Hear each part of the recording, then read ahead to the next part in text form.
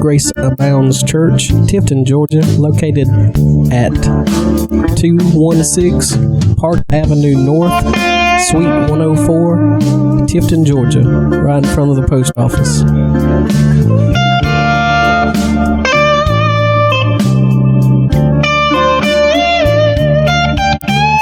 For the kingdom of heaven is as a man traveling into a far country, who was called his own servants, and delivered unto them his goods. And unto one he gave 5 talents, to another 2, and to another 1, and to every man according to his several ability. And straightway took his journey. Then he had received the 5 talents, went and traded with the same, and made them another 5 talents. And likewise he that had 2 also gained another 2. But he that received 1 went and digged in the earth and hid his Lord's money. You know, I was thinking why the Lord only gave this one guy 1 talent. You know, he had plenty of money. He could have given him more than one. You know, 1 talent back then was a form of currency, a form of money. He could have gave him plenty of money. He had plenty of money, but he only gave that one servant at the end 1, and I wonder why. And God spoke to me the other day while I was listening to a preacher on the radio. He said he only gave him 1 talent because he didn't expect much from him in the first place. He knew that most likely he wouldn't do anything with what he had given him.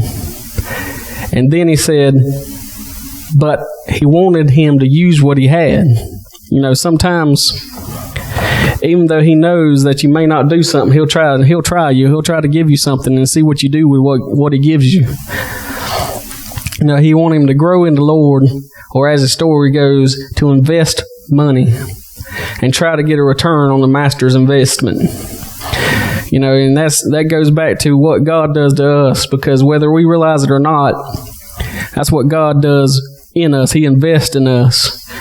He gives us abilities to be used of Him, whether it's to preach, whether it's, you know, whatever it may be, to sing, to testify, whatever it may be. You need to do whatever God has put in your heart to do, no matter how small it seems in our eyes. You know, the one thing that God wants us from the most is to be obedient. Not to a man, not to our bosses, but to Him. As we all heard, you know, obedience is better than sacrifice, because you can sacrifice all the world's goods and sell everything you have and give it to the poor and not be obedient to the Lord, and it don't count for anything. All right, let's turn to 1 Samuel 15 and 22.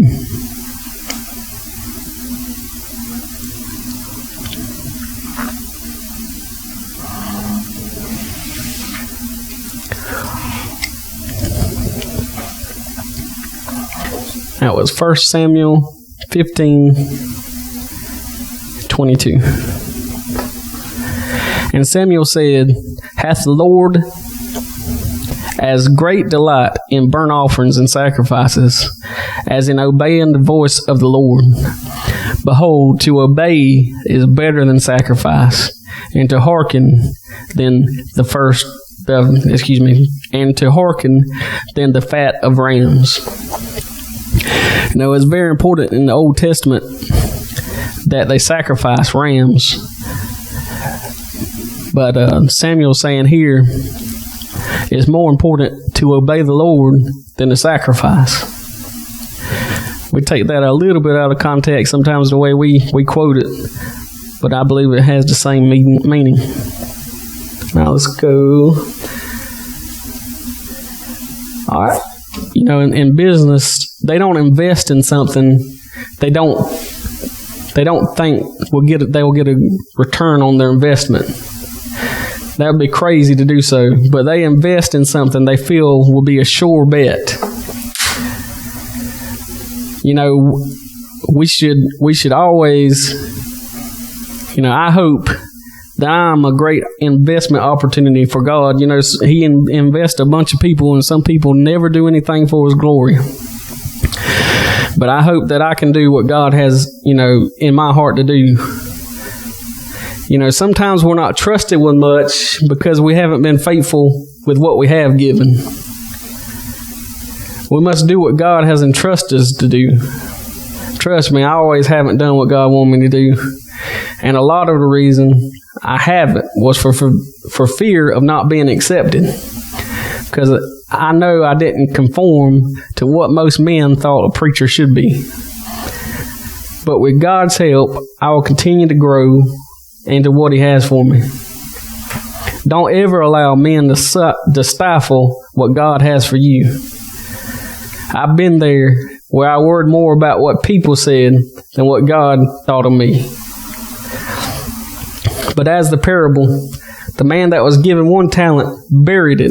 To me, that's like a man that's called to do something for God and him not doing it. Him putting it off and brushing it under the rug. Because when it's all said and done and they stand before the judgment throne, God will take them to task for not doing what He called them to do. And in whatever God has given you the ability to do, it's just like playing an instrument. You won't get any better unless you practice. You must study to show yourself approved. It's not always easy, and sometimes you don't feel like doing it. But if you are persistent, you can become everything you're meant to be. A lot of times in life and in calling of God, it's easier to go with the flow, to just let everyone else do what they have been called to do. But you will be judged by what you were supposed to do, not anybody else. Let's go to Matthew 25.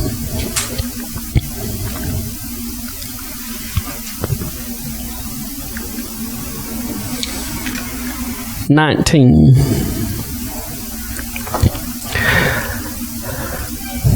After a long time, the Lord of those servants cometh, and reckoned with them. And so he that had received 5 talents came, and brought other 5 talents, saying, Lord, thou deliverest unto me 5 talents. Behold, I have gained beside them 5 more talents. His Lord said unto him, Well done, thou good and faithful servant. Thou hast been faithful over a few things. I will make thee ruler over many things. Enter into the joy of the Lord. He also that had received 2 talents came and said, Lord, thou deliverest unto me 2 talents. Behold, I have gained other talents beside them. His Lord said unto him, Well done, good and faithful servant. Thou hast been faithful over a few things. I will make thee ruler over many things. Enter thou into the joy of thy Lord. Then he that received the 1 talent came and said, Lord, I knew thee, thou art a hard man, reaping where thou hast not sown, and gathering where thou hast not sowed strong. And I was afraid, and went and hid thy talent in the earth. Lo, there thou hast thine, that is thine. His Lord answered and said unto him, Thou wicked and slothful servant, thou knowest that I reap where I soweth not, and gather I have not strong.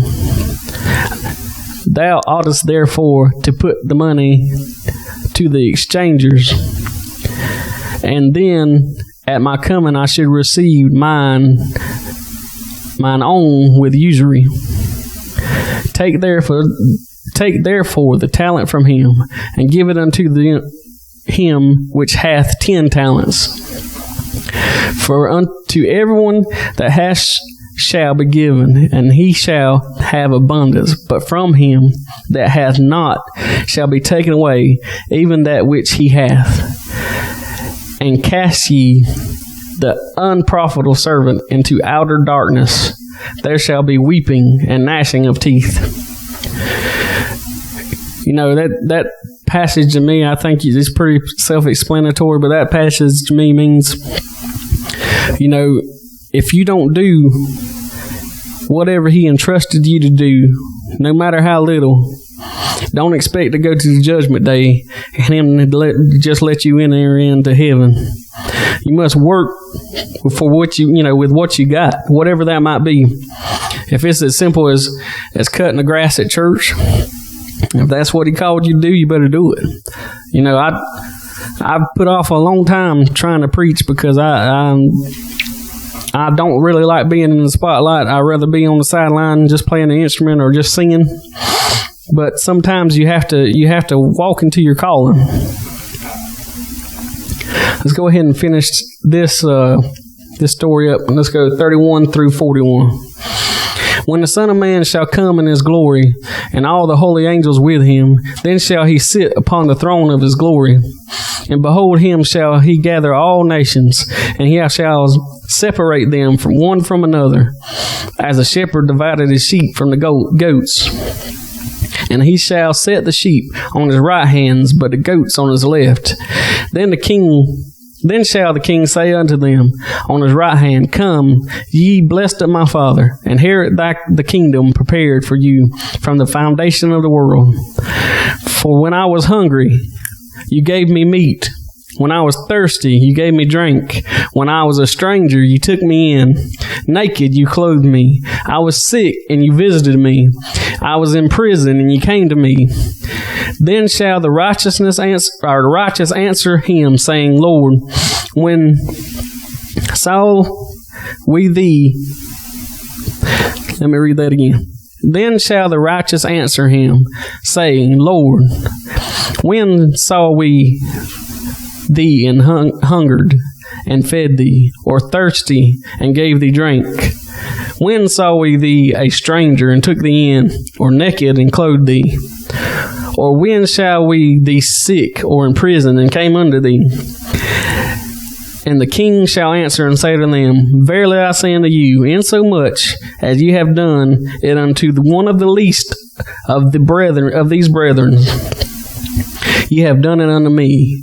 Then shall he say unto them on the left hand, Depart from me, ye cursed, into everlasting fire, prepared for the devil and his angels.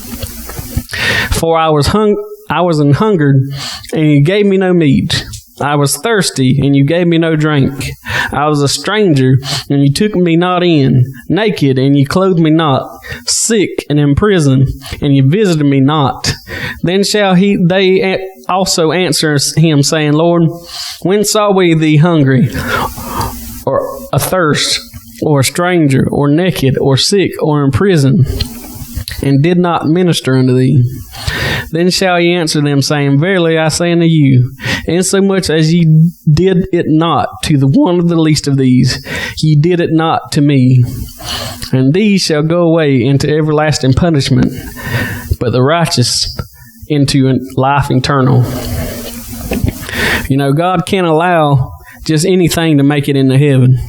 If you haven't done what you're supposed to do, he's going to have to separate you from the righteous, because our God is a holy God, and he can't allow sin to make it into heaven. You know, and it's very simple to get out of that. You know, that's why a lot of times when I see somebody hungry, when I see somebody in need, you can't shut up your bowels of compassion for that individual. You know, I know a lot of people say, you know, they're just going to take that money, or they're going to take this or that, and they're going to use it for drugs, or they're going to use it for that. You know what? It's not for them. Sometimes it's to see if you're going to be obedient to God. And that's pretty much, you know, the message I had. God bless you. And if you need anything, like I've said many times, we're on Facebook, we're on YouTube. Just give us a call or message us. God bless.